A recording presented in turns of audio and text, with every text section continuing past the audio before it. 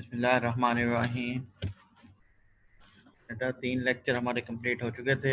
आज हमने चौथा स्टार्ट करना है। चौथा लेक्चर है स्टार्च की विस्कोसिटी के बारे में कि स्टार्च की विस्कोसिटी बढ़ती है वक्त के साथ साथ या कम होती है या सेम रहती है।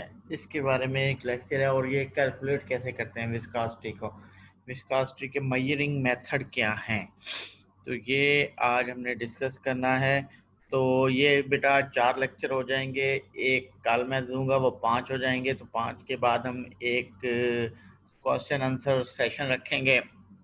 उसमें आप जो जितने भी 5 लेक्चर हैं उसके बारे में कोई क्वेश्चन है तो वो पूछ सकते हैं। वो फिर आपको ऑनलाइन आना पड़ेगा और ऑनलाइन आके आप सारे 5 के 5 लेक्चर के बारे में मुझसे डिस्कस कर सकते हैं।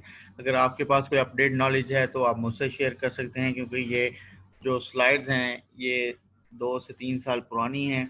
इसमें कई चीज़ें हैं, आपको पता है रिसर्च अपडेट होती रहती है हर डे के लिहाज से, हर मंथ के लिहाज से, पर ईयर के लिहाज से। तो इसमें हो सकता है कुछ गलतियाँ हों या कुछ हो, तो अगर आपके पास कोई अपडेटेड नॉलेज है तो आप मुझसे मेरे साथ शेयर कर सकते हैं और मेरे साथ डिस्कस कर सकते हैं।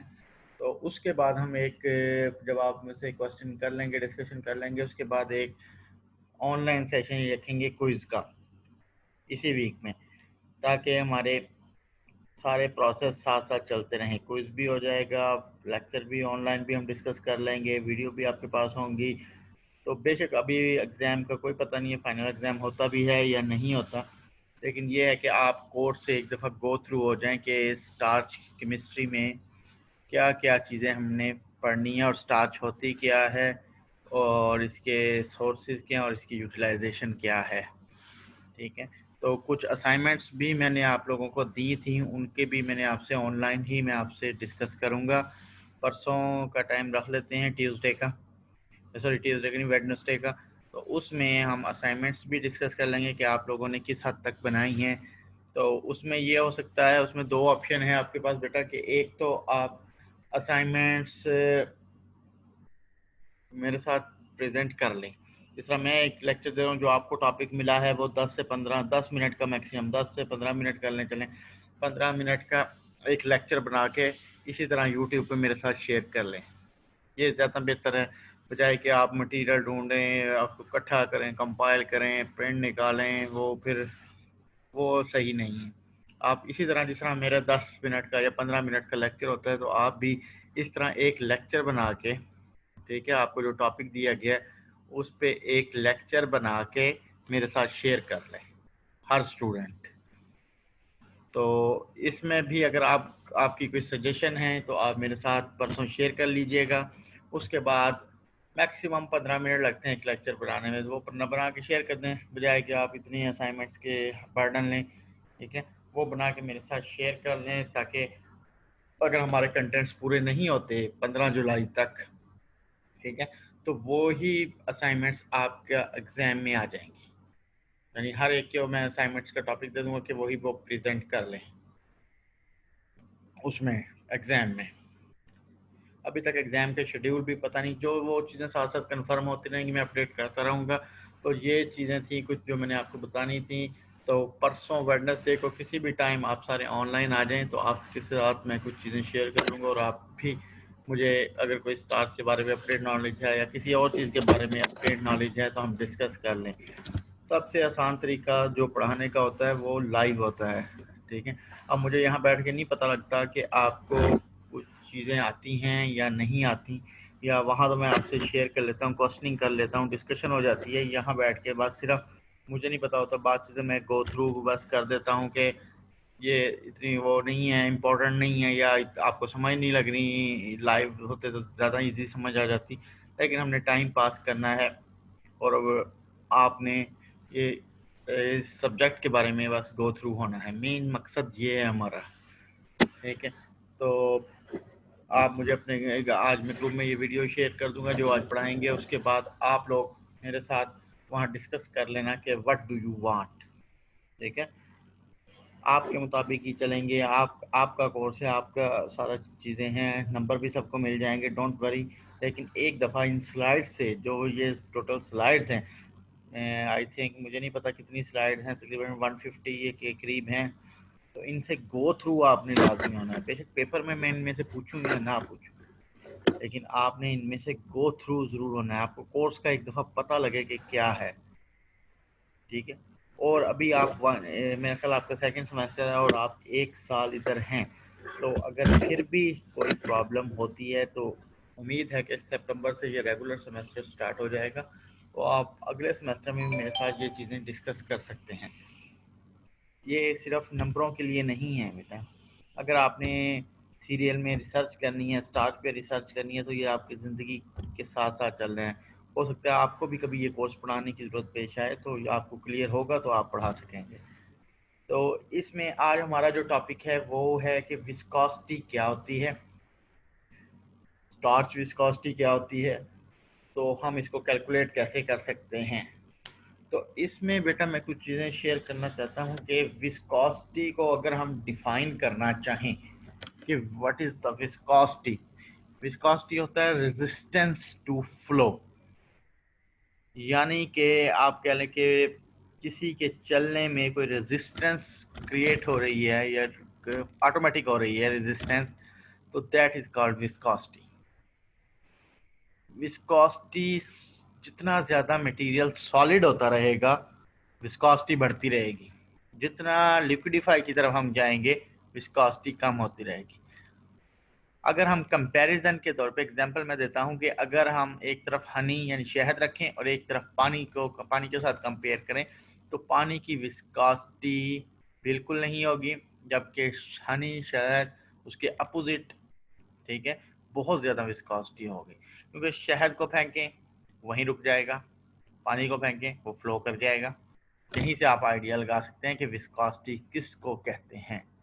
विस्कस मटेरियल यानी सॉलिडिफाई मटेरियल जितना ज़्यादा होगा विस्कोसिटी उतनी ज़्यादा होगी। लिक्विडिफाई मटेरियल जितना ज़्यादा होगा विस्कोसिटी उतनी ही कम होगी, ठीक है। तो यही इसी तरह स्टार्च हमारे पास क्या है, स्टार्च हमारे पास सॉलिडिफाई मटेरियल है, तो इसकी विस्कोसिटी भी ऑटोमेटिकली ज़्यादा होनी चाहिए और होती भी है।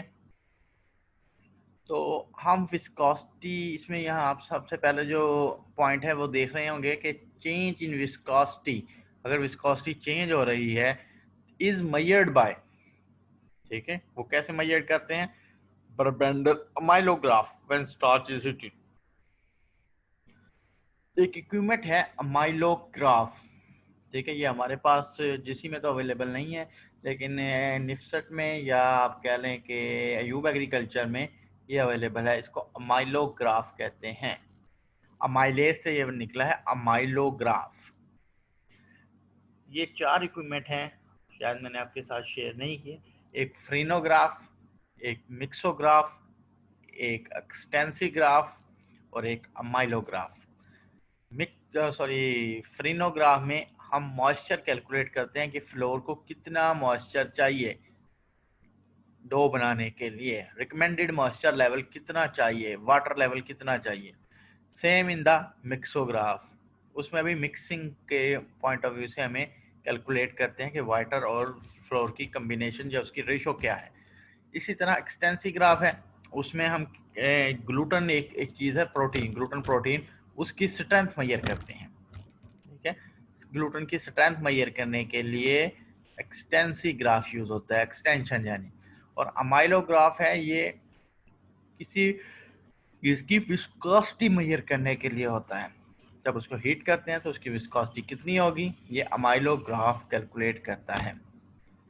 और सम टाइम यहाँ लिखा हुआ सीएमसी, सीएमसी क्या है, कार्बोक्सी मिथाइल सेलुलोज, ठीक है। इसको हम ऐड करते हैं क्योंकि वो जो इंस्ट्रूमेंट होता है वो बहुत ही सेंसिटिव किस्म का है, जो अमाइलोग्राफ है, तो ये स्मॉल चेंजेस को भी मेजर कर लेता है अगर ये सीएमसी ऐड कर दें। अगर नहीं करेंगे तो बहुत दफ़ा प्रॉब्लम होती है कि वो नहीं मेजर कर सकता। ये सीएमसी, आप अगर इसकी इंपॉर्टेंस लिखी हुई है, CMC provide a base line viscosity which is with in instrument major range, ठीक है। व्हेन स्टार्च इज हीटेड, कहाँ तक है, स्टार्च को हीट करते हैं, क्यों हीट करते हैं, ताकि उसकी सही विस्कोसिटी कैलकुलेट हो और वो ज़्यादा यकलख्त नहीं कर देनी कि उसमें रेट्रोग्रेडेशन स्टार्ट हो जाए या कोई और प्रोसेस स्टार्ट हो जाए, सिनर्सिस स्टार्ट हो जाए। ठीक है, वो स्लोली करना है। यहाँ लिखा हुआ 1.5 सेंटीग्रेड पर मिनट टेम्परेचर इंक्रीज करना है, और ये टेम्परेचर 95 सेंटीग्रेड पे जाके रुक जाएगा, और वो 1 घंटे के लिए आपने वहाँ रोक देना है अमाइलोग्राफ के अंदर। तो उस टाइम उस स्टार्च को हम कुक्ड स्टार्च कहते हैं। अगर कोई आपसे पूछे व्हाट इज कुक्ड स्टार्च, तो आप कहेंगे जब हम विस्कोसिटी कैलकुलेट कर रहे होते हैं तो उसका टेम्परेचर इंक्रीज होता है। तो टेम्परेचर इंक्रीज होता नहीं बल्कि करते हैं। जब टेम्परेचर इंक्रीज करते हैं तो वो 95 सेंटीग्रेड पे जाके रोक देते हैं 1 आवर के लिए।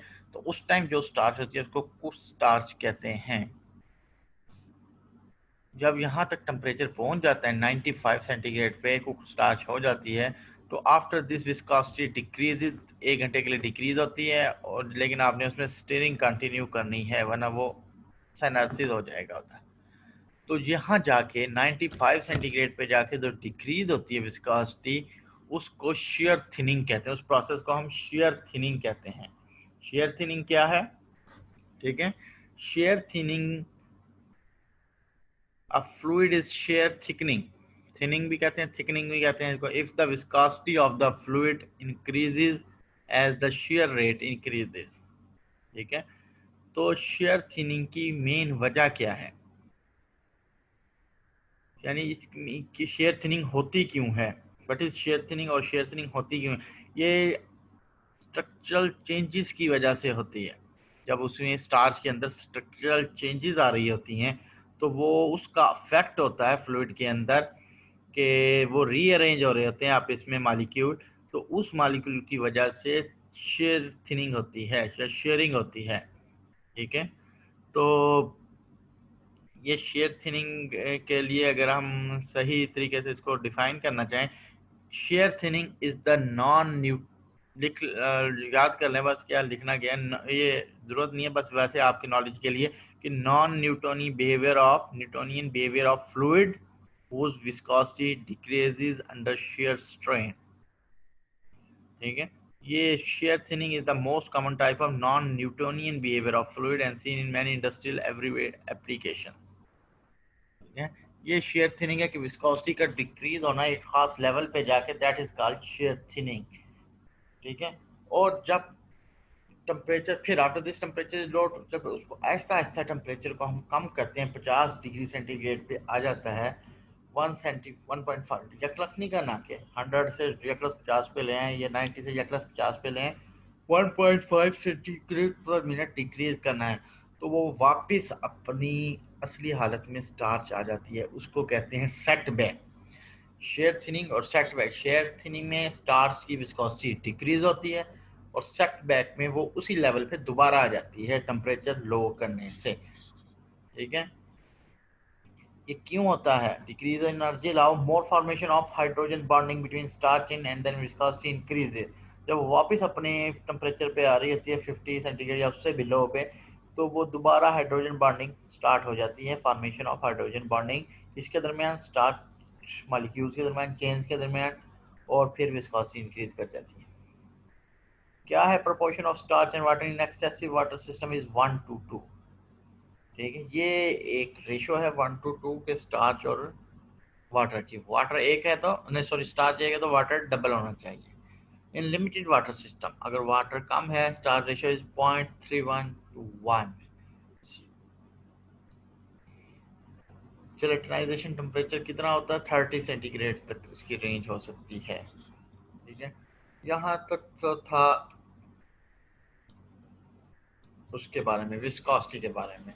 अब एक चीज आपने अपने जहन में रखनी है कि अमाइलोग्राफ ये यूज होता है किसके लिए?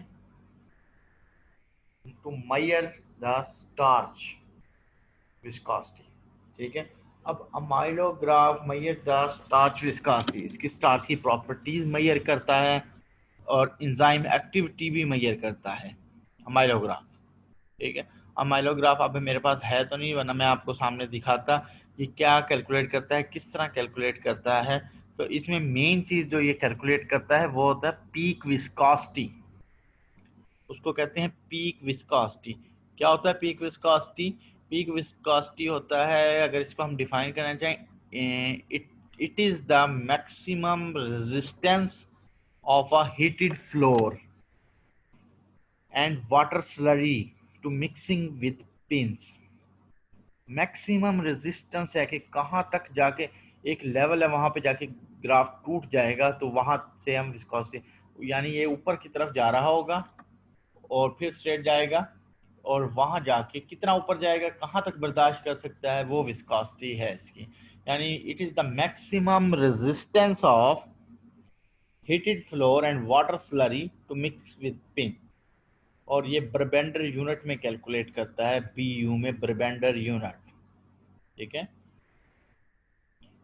माइलोग्राफ, मैं दोबारा रिपीट कर रहा हूँ, amylograph measure and record the resistance of heated slurry to the stirring action of pin.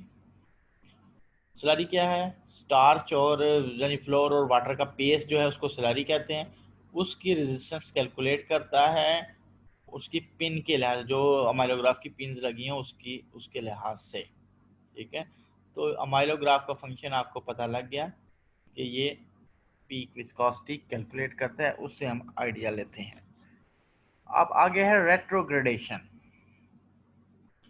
कि रेट्रोग्रेडेशन, ये वर्ड मैंने पहले भी आपको पढ़ाया हुआ है काफ़ी जगह, जब मैं आपको, मेरा ख्याल है कौन सा पढ़ा रहा था सब्जेक्ट आपको, सीरियल के बारे में पढ़ा रहा था, जब उस टाइम भी मैंने ये वर्ड यूज़ किया था, मेरा ख्याल है स्टार्ची जब हम पढ़ रहे थे तो उसमें एक वर्ड यूज़ किया था, उसको हम रेट्रोग्रेडेशन कहते हैं। ठीक है, तो रेट्रोग्रेडेशन क्या है? ठीक है, तो इसके बारे में आज हमने पढ़ना है, ये इम्पोर्टेंट टॉपिक है। तो ये मैंने मेरे ख्याल किसी को असाइनमेंट भी दी हुई है, तो वो टॉपिक पे मैंने सबको ही दिया मेरे ख्याल। तो उसमें अगर हम सिंपल वे में कोई आपसे इंटरव्यू में पूछता है व्हाट इज रेट्रोग्रेडेशन, तो आपने कहना है रिक्रिस्टलाइजेशन ऑफ स्टार्च इज रेट्रोग्रेडेशन, यानी स्टार्च की क्रिस्टल दोबारा बनना शुरू हो जाना, उसको कहते हैं रेट्रोग्रेडेशन। और अगर इसको मैं सही मायनों में डिफाइन करूं, अगर आपसे कोई पूछे टेक्निकली, तो आप कह सकते हैं it is the reaction that take place when the amylose and amylopectin chain in cooked gelatinized starch realign themselves as the cooked starch cool। यानी आसान लफ्जों में आपको बताता हूं कि स्टार्च में जो अमाइलोज और अमाइलोपेक्टिन चेन्स होती हैं वो रीअलाइन कर जाएं। ठीक है, दोबारा से आगे पीछे हो जाए उनके मॉलिक्यूल, रीअलाइन देमसेल्फ, जब वो ठंडी हो रही हो, एक नॉर्मल टेम्परेचर पे आ जाए, कूल हो जाए। ठीक है, दोबारा सुन लें, retrogradation is a reaction that take place when the amylose and amylopectin chain in cooked gelatinized starch realign themselves as the cooked starch as the cooked starch cools। Amylose and amylopectin chain start realign themselves as the cooked starch cools। ठीक है, ये है रेट्रोग्रेडेशन। यहाँ पे कुछ लिखे हुए हैं, ये सिर्फ गो थ्रू हो जाए। With continuous storage of gel the amylose will continue to interact eventually from crystal. जब ये रेट्रोग्रेडेशन, वो कहते हैं कि मुसलसल जारी रहेगी इसमें, यानी gel will become stiffer and appear opaque. ये उसकी प्रॉपर्टीज हैं जेल की कि वो स्टिफर और ओपेक हो जाएगी। और अगर रेट्रोग्रेडेशन हो रही होगी तो जो स्टार्च मॉलिक्यूल्स हैं वो डिसोसिएटेड से एसोसिएटेड कंडीशन में चले जाएंगे। ये सिंपल है, इसमें कोई टेक्निकल चीज़ नहीं है। ये एनालिसिस का भी मैं पहले पढ़ा चुका हूँ कि एनालिसिस में लिक्विड और सॉलिड मटेरियल का सेपरेट हो जाना। ठीक है, analysis most prevalent in refrigerated and frozen products. यानी लिक्विड अलग हो जाए, सॉलिड अलग हो जाए। ये दही में भी होता है, योगर्ट में भी होता है, कई चीज़ों में होता है कि पानी बिल्कुल सेपरेट हो गया और सॉलिड बिल्कुल सेपरेट हो गया, तो दिस इज कॉल्ड साइनर्सिस। एक लफ्ज़ लिखा हुआ है फ्रीज था स्टेबिलिटी। ठीक है, इसको हम डिग्री ऑफ साइनर्सिस भी कहते हैं। Is important consideration for food starch while formatting refrigeration. ये है कि किस लेवल तक सिनार्सिस होता है, डिग्री ऑफ सिनार्सिस, हाई लेवल पे या लो लेवल, कितना मैक्सिमम हो सकता है सिनार्सिस, उसको फ्रीज था स्टेबिलिटी कहते हैं।